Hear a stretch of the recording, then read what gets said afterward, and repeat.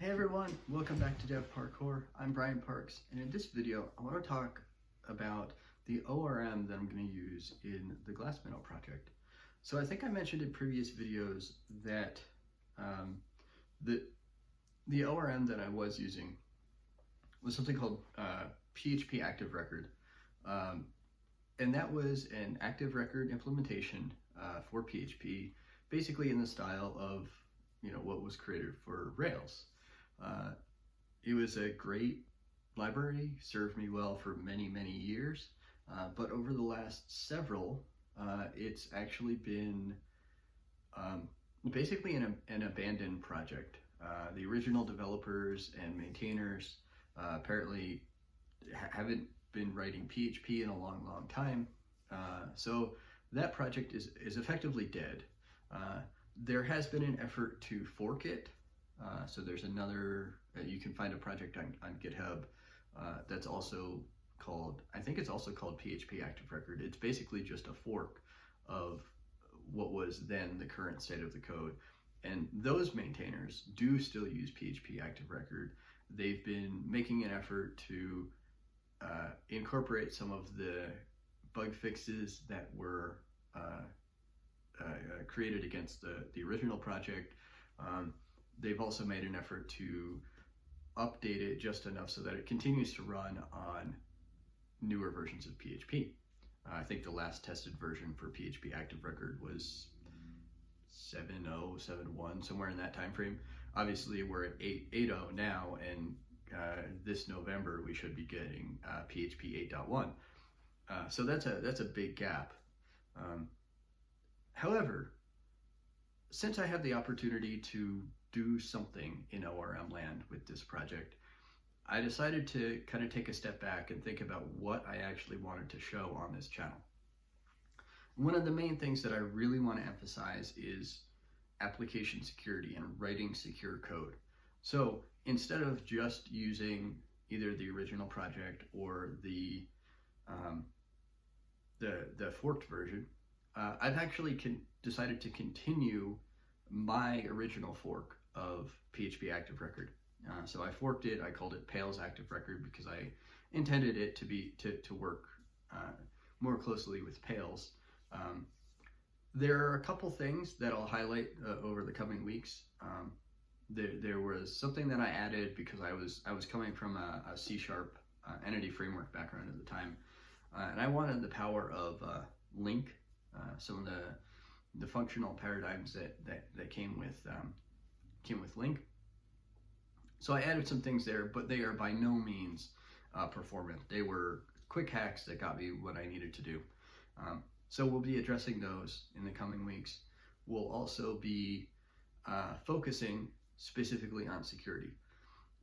And there are a couple things that I want to highlight that I'll pull out into their own videos. But as we'll see, I think in 2 or 3 weeks, the Monday 2 or 3 weeks from now, I'll actually be showing what I've been working on in this ORM to make it security first.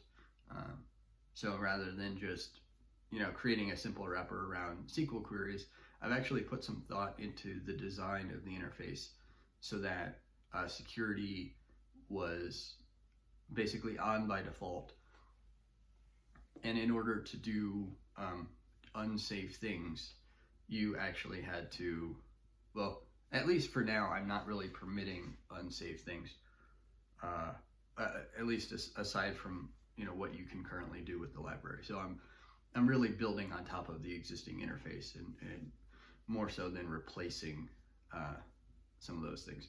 So I'll show exactly what's going on in a future video, but I just wanted to give you a taste for what I've decided I'm going to do for the ORM in Glassminnow, because like I mentioned in previous videos, it's an old library, and it turns out that it was unmaintained, or it is now unmaintained. It's basically a dev project, and I really want to make sure that whatever I choose will last Glassminnow, ideally into the future. Of course, by doing it myself, I'm limited by my time and my abilities, and that's not necessarily something you want to do for everything, but there's plenty in Glassminnow that I'll be leveraging third-party libraries for. So this particular aspect, I think, is worth the effort, especially for the channel, to show exactly what I'm thinking about and what security concerns you should be paying attention to as you're building. I don't expect you to be building your own ORM, but as you're building your application, some of the things that you should be thinking about, and maybe why you would want to use an ORM, or certain ORMs versus others. So hopefully this video was informative and interesting. Go ahead and hit that thumbs up button if you found that to be the case. Please subscribe to the channel and click that notification bell so you'll be notified when the next video gets released. And feel free to leave a comment if you have an ORM that you really like. To be honest, this PHP Active Record was not the only ORM that I looked at. I did look at some others. The ORM that Laravel uses, which is called Eloquent. I looked at a few others that didn't quite fit the model that I was going for. In some cases, I would have had to kind of re-implement my data model and possibly do some reconfiguration. Not impossible, just not something I really was interested in doing right now. So there are lots of other good ORMs out there.